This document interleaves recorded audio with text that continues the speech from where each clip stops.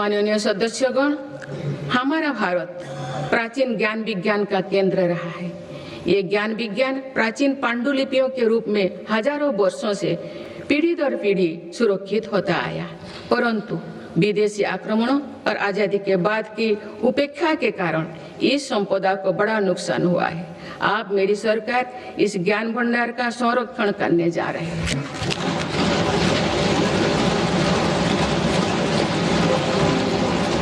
ज्ञान भारतम अभियान के माध्यम से देश भर के प्राचीन पांडुलिपियों के डिजिटलीकरण का काम शुरू किया गया है। आने वाले समय में ये प्रयास भारतीय ज्ञान परंपरा को सुरक्षित करने और जन सुलभ बनाने में महत्वपूर्ण भूमिका निभाएंगे। माननीय सदस्यगण, मेरी सरकार देश की आदिवासी विरासत को संरक्षित करने के लिए आदिवासी म्यूजियम भी बनवा रहे हैं।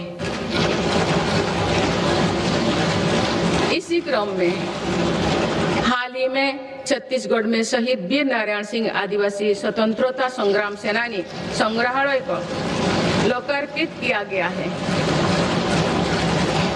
मुझे एक कहते हुए प्रसन्नता हो रही है कि मेरे सरकार ने देश के संविधान का संताली भाषा में अनुवाद करवाया है और आदिवासी समाज का गौरव बढ़ाया है।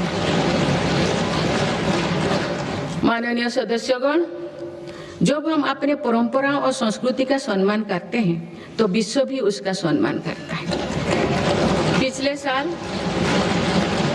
पिछले साल यूनेस्को ने हमारे पर्व दीपावली को अपनी intangible cultural heritage of humanity की लिस्ट में शामिल किया है। दीपावली की पूरी दुनिया में बढ़ती लोकप्रियता के साथ ही यूनेस्को द्वारा उसका रिकॉग्निशन हम सब भारतीयों के लिए गर्व की बात है।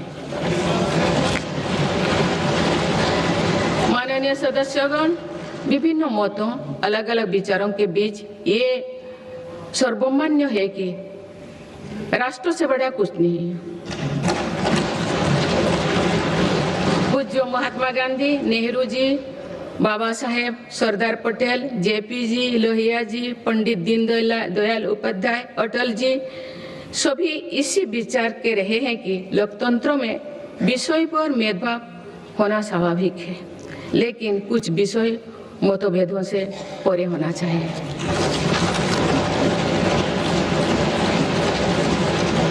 विकसित भारत का संकल्प, भारत की सुरक्षा, आत्मनिर्भरता, स्वदेशी का अभियान, एकता के लिए प्रयास, स्वच्छता, राष्ट्र से जुड़े ऐसे विषयों पर सांसदों को एकमत होना ही चाहिए।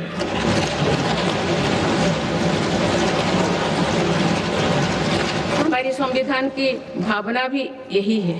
इसीलिए मेरा आज आप सभी से आग्रह है कि हर सांसद राष्ट्रहित के विषय पर एकमत होकर देश की प्रगति का हिस्सा बनकर चर्चा करें, देश की प्रगति में नई ऊर्जा भरे। माननीय संसदगण, आज सभी देशवासी देख रहे हैं कि भारत अपने भविष्य के एक महत्वपूर्ण पड़ाव पर है। आज जो निर्णय लिए जा रहे हैं इसका प्रभाव आने वाले वर्षों में दिखाई देगा। विकसित भारत का लक्ष्य भी किसी एक सरकार या एक पीढ़ी तक सीमित नहीं है। ये एक सतत यात्रा है। इस यात्रा में हम सभी के प्रयास, अनुशासन और निरंतरता का महत्व है। आने वाले समय में देश की प्रगति हमारी सामूहिक संकल्पों से ही होगा। मुझे विश्वास है कि संसद, सरकार और नागरिक तीनों मिलकर विकसित भारत के संकल्प को सिद्ध करेंगे।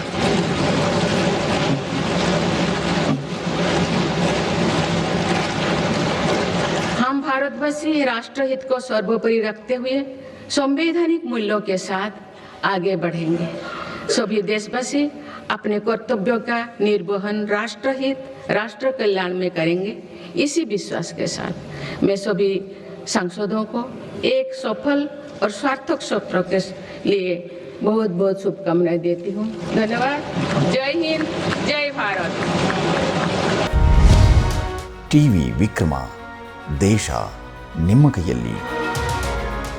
ಕಾರ್ಯಕ್ರಮ ನಿಮಗೆ ಇಷ್ಟ ಆಗಿದ್ದಲ್ಲಿ ಲೈಕ್, ಶೇರ್ ಹಾಗೂ ಕಮೆಂಟ್ ಮಾಡಿ. ಟಿವಿ ವಿಕ್ರಮದ ಕಾರ್ಯಕ್ರಮಗಳನ್ನು ನಿರಂತರವಾಗಿ ವೀಕ್ಷಿಸಲು ಸಬ್ಸ್ಕ್ರೈಬ್ ಮಾಡಿ, ಬೆಲ್ ಐಕನ್ ಒತ್ತಿ.